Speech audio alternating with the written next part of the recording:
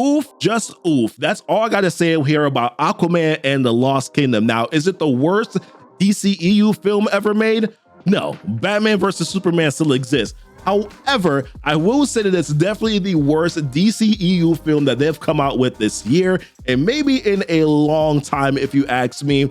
It's really unfortunate. We're going to talk about that here in this video on our non-spoiler review, but of course, welcome back to Keepin It Comic. I'm GoofyRhexxi. Now, Jason Mamoa, I love Jason Mamoa. Like, dude, I would love to be able to hang out with, you hear me?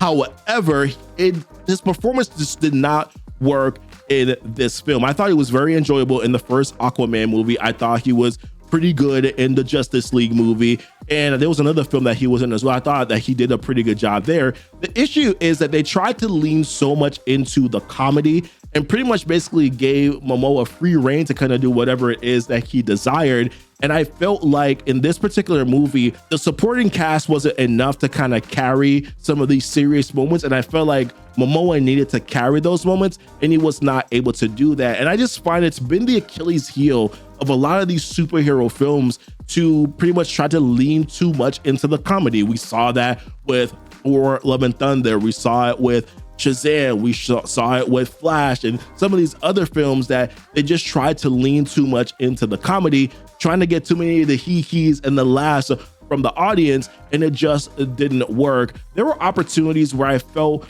that Momoa did not lean into the appropriate emotion that was necessary for that moment. There was really like one moment where I felt, okay, that's the right emotion to feel. Like, that's the right outburst that you desire. And for the entirety of the film, though, he did not do that. And I feel like that was ultimately what was lacking in this movie. There were some things that gave me some chuckles, though. There was like a Naruto reference. There was a reference to like a Tom Hanks film. But then at the very end, there was like this moment where like he was actually giving a speech and it was good. And you were kind of like, oh, this is a good speech right here. And then he like threw in this like Marvel reference that is a pretty popular Marvel reference. And you were just like, what in the world, man? Just not read the room. That's not the right moment to be able to insert something like that. And I felt like that was what really kind of made this movie frustrating, highly frustrating for me here. Now, I will say this though, a lot of the fight scenes were pretty dope. There were actually two particular fight scenes that I really liked. The CGI was top tier quality, in my opinion. There was a fight scene between Manta and Aquaman. I won't tell you which one it is. That was just like, whoa! I'm sitting here like, oh my gosh, like this is fire. But that was kind of just few, and far between, right? If you ask me. Amber Heard actually had two of my other favorite action scenes. I know some people may feel some type of way about that because you probably didn't want to see her in the film, period. But there were two action scenes where I was like, this is like, she looked pretty good, but she is actually in the movie probably more than maybe others would like.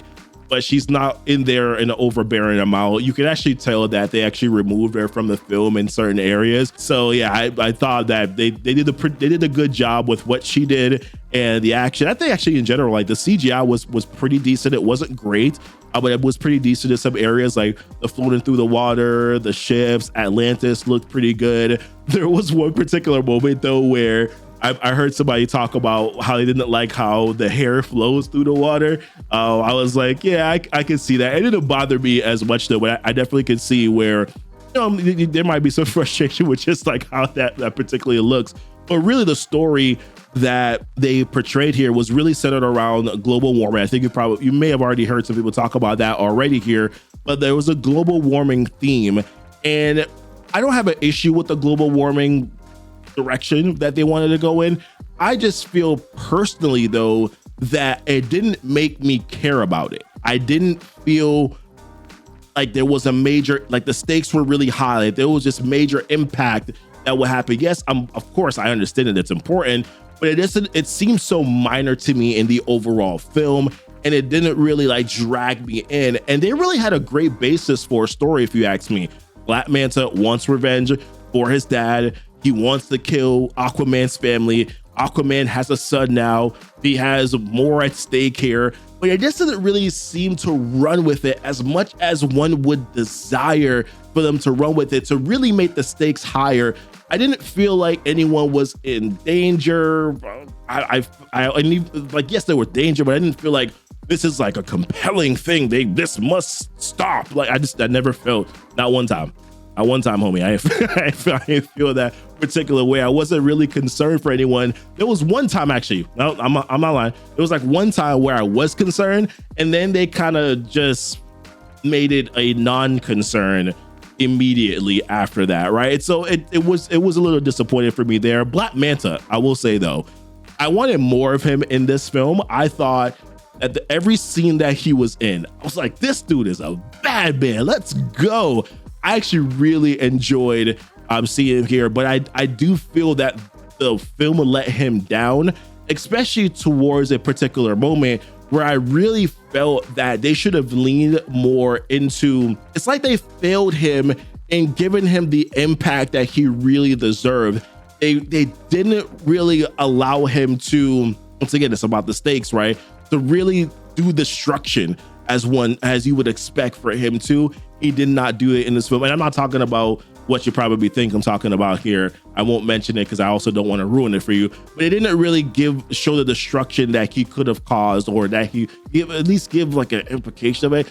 I don't know. It was they kind of popped the air, took the air out of the balloon towards the very end, if you ask me. It didn't really land the plane, if you want to put it that way. But overall, I'm kind of glad that the DCU is done. Thank God it's over. I feel like we can look forward to better things. James Gunn, the ball is now in your court, brother. What you gonna do? It's now in your court, my man. And I really hope that he does come through here. I think that there's some really good stories here that he could tell in the DCU universe. So looking forward to that. But either way, let me know what your guys' thoughts are here. Give a thumbs up on this video. Subscribe to the channel if you haven't done so already. Check out our links that are down below in the description. As always, guys, thanks so much for kicking it. We keep it a comic. Bye.